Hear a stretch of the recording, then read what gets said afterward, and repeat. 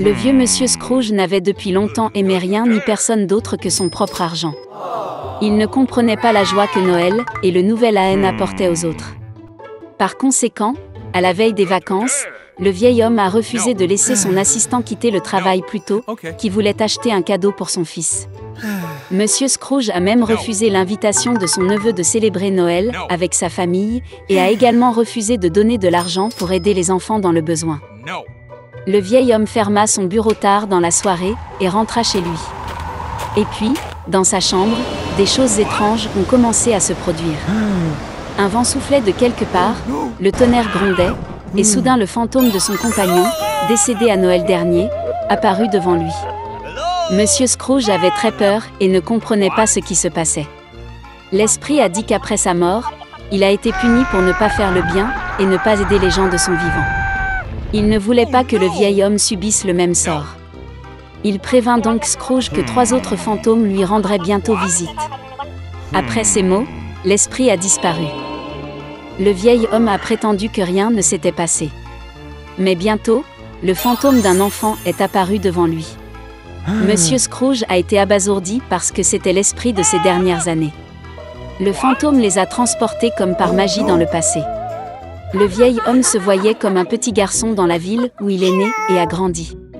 Il décorait le sapin de Noël et il s'est beaucoup amusé. Puis Monsieur Scrooge s'est vu dans sa jeunesse, le jour où, plein de joie et d'espoir, il a proposé à sa bien-aimée. Après cela, le vieil homme s'est vu mûrir. Sa femme pleurait et il ne pouvait pas comprendre pourquoi elle avait décidé de se séparer de lui. Le fait est que Scrooge ne faisait plus attention à elle, mais ne pensait qu'à l'argent. Le vieil homme ne pouvait pas le regarder lui-même de côté et demanda au fantôme de le renvoyer. L'esprit a finalement disparu, mais un autre fantôme est apparu à sa place. Il a porté Scrooge chez son assistant la veille de Noël. Toute la famille était assise à une pauvre table. Le vieil homme était sûr qu'il le détestait tout, mais il devint convaincu que ce n'était pas le cas. L'assistant a porté un toast à la santé de Monsieur Scrooge, et sa femme s'est jointe très volontiers au toast. Et puis le vieil homme a remarqué que le fils de son assistant était malade. Scrooge avait pitié de l'enfant et avait honte de son comportement. Puis le fantôme emmena le vieil homme dans la maison de son neveu. Toute sa famille était heureuse des vacances. Plus important encore, ils ont laissé un siège à la table pour Monsieur Scrooge. Le vieil homme ne s'attendait pas à voir ça, il pensait toujours que toute la famille le détestait. Finalement, le fantôme a disparu, mais l'esprit des années futures est apparu à la place. Il a amené Monsieur Scrooge à ses propres funérailles. Tout le monde a dit que c'était devenu plus facile pour eux lorsque le vieil homme mourut enfin. Ce n'est qu'alors qu'il s'est rendu compte que de toute sa vie, il n'avait apporté de bien à personne. Puis Scrooge vit son assistant porter des fleurs sur la tombe de son fils.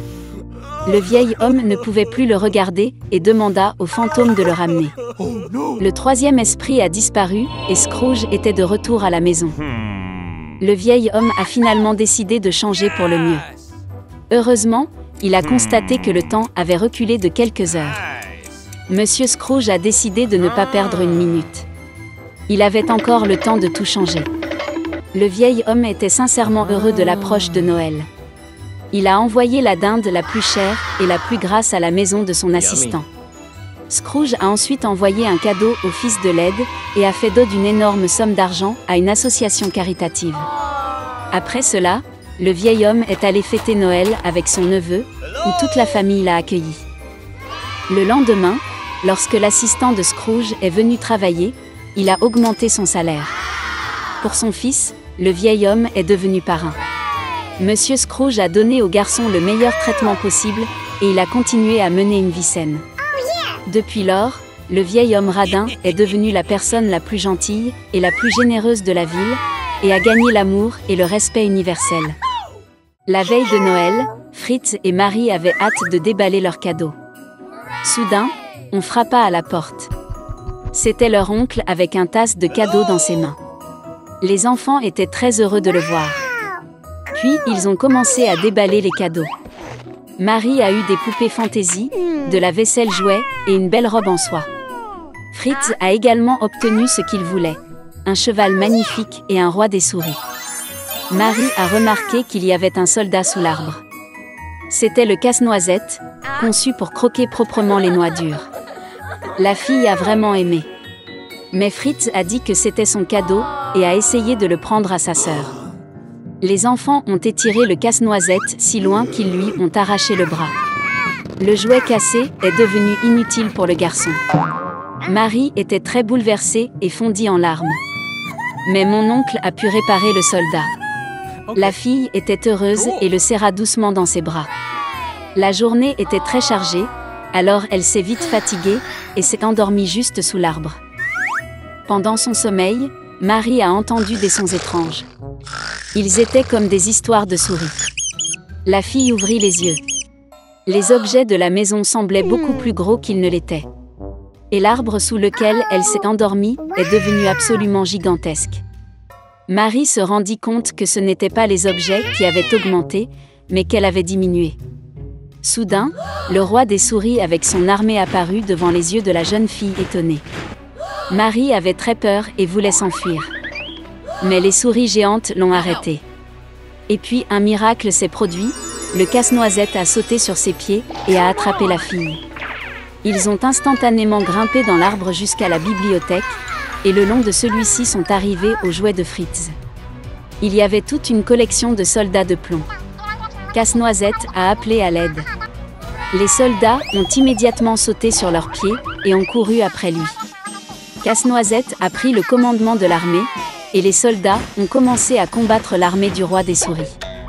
La bataille entre jouets et souris était féroce.